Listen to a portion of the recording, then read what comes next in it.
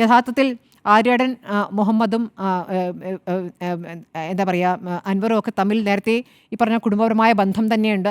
ആര്യാടൻ ഷൗക്കത്തിന് ആ പേരിട്ടത് പോലും പിന്നെ അൻവറിൻ്റെ പിതാവിൻ്റെ പേരാണ് എന്ന് പറയുന്നു. അത് ഇവരുടെ ബന്ധത്തിൻ്റെ ഒരു ഭാഗമായിട്ടാണ്. അതായത് അൻവറിൻ്റെ പിതാവ് മുൻകാല കോൺഗ്രസ് നേതാവായിരുന്നല്ലോ, സ്വാതന്ത്ര്യ സമര പോരാളിയൊക്കെ ആയിരുന്നല്ലോ. അപ്പോൾ ആ ഒരു ബന്ധം അവർക്കിടയിൽ ഉണ്ടായിരുന്നു. അതൊക്കെ പിന്നീട് എപ്പോഴേക്കോ മാറിപ്പോയി. അപ്പോൾ അതിലൊരു രാഷ്ട്രീയ കൗതുകം കൂടിയുണ്ട്. ഇപ്പോൾ ആര്യാടൻ ഷൗക്കത്തുമായി ബന്ധപ്പെട്ട് ഈ നിമിഷവും അദ്ദേഹം പറയുന്നു വിജയിക്കില്ല എന്ന്. ഇനി എങ്ങനെയാണ് ഒരു വാതിൽ ഒരു വശത്ത് നിന്ന് ലീഗെങ്കിലും കുറേ ശ്രമിച്ചുകൊണ്ടൊന്ന് തുറന്നു വെക്കാൻ നോക്കുമ്പോൾ അത് പൂർണ്ണമായും ഇവിടുന്ന് വലിച്ചടക്കുകയാണ് അൻവർ ചെയ്യുന്നത്.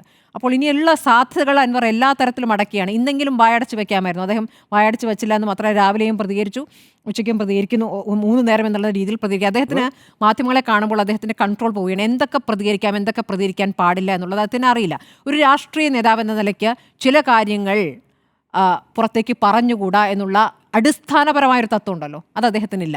ഇപ്പോൾ ഈ നേരത്തെ പറഞ്ഞതുപോലെ ഇപ്പോൾ KC വേണുഗോപാൽ തനിക്ക് കൂടിക്കാഴ്ചയ്ക്ക് സമയം അനുവദിക്കാതെ പോയത് VD സതീശൻ ഭീഷണിപ്പെടുത്തിയിട്ടാണ് എന്നൊക്കെ ഒരു നേതാവിനോട് ചെവിയിൽ പറയാം.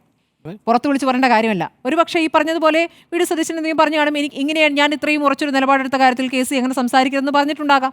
അത് പുറത്ത് പറഞ്ഞു കഴിഞ്ഞാൽ കഴിഞ്ഞില്ലേ, സാധ്യതകൾ സ്വയം അടക്കിയല്ലേ. ഇനിയിപ്പോൾ KC ഇടപെടുമോ? KC ഇത് കേരളത്തിൽ തീരുമാനിക്കേണ്ട കാര്യമാണെന്നുള്ളതുകൊണ്ടാണ് മാറി നിൽക്കുന്നത്.